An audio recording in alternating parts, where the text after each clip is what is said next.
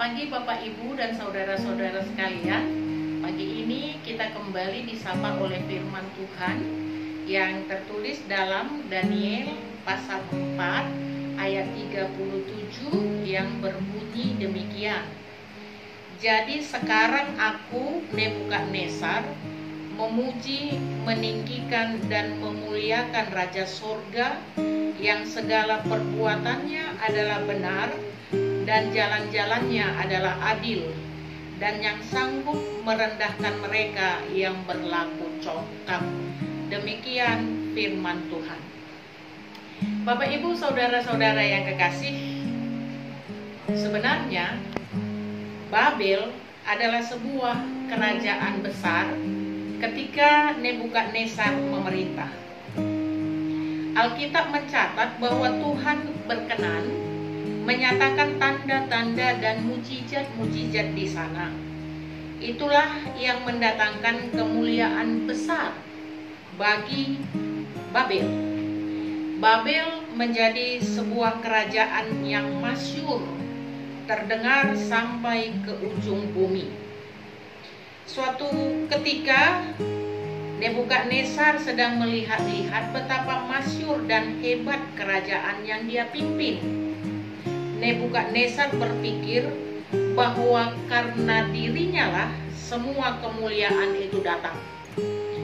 Inilah awal kejatuhannya.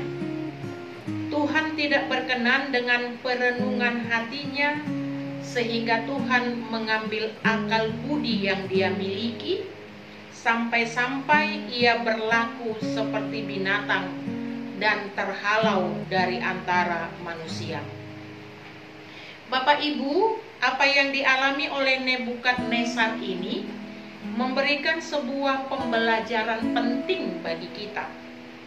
Ketika keajaiban dan mujizat Tuhan dinyatakan, ketika pencapaian demi pencapaian kita dapatkan di dalam hidup, ketika Tuhan memberikan kesempatan bagi kita untuk mendapatkan keberuntungan, keberhasilan di dalam hidup kita ini, kita rentan sekali terkena penyakit hati yang disebut kesombongan.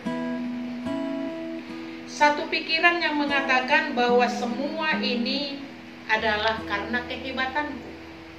Semua ini adalah karena upayaku atau usahaku. Kita membanggakan segalanya itu sebagai pencapaian kita semata.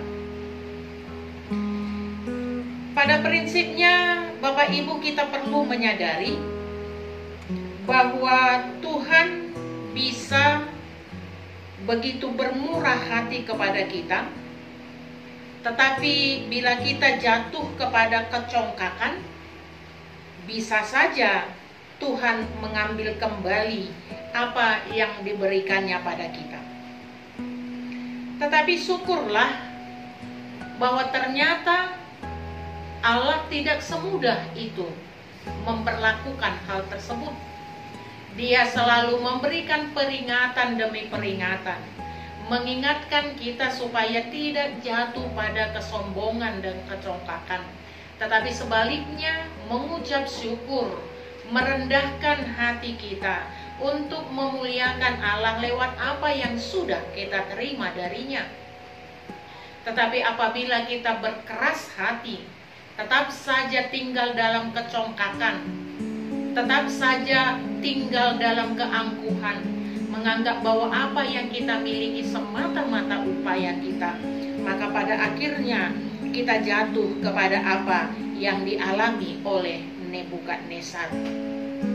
Oleh karena itu, Bapak Ibu saudara-saudara yang kekasih, tetaplah jaga hati kita dari segala yang tidak berkenan di hadapan Tuhan, termasuk kesombongan. Bukankah firman Tuhan yang tertulis dalam Amsal 16 ayat 18 mengingatkan kita, kecongkakan mendahului kehancuran dan tinggi hati mendahului kejatuhan.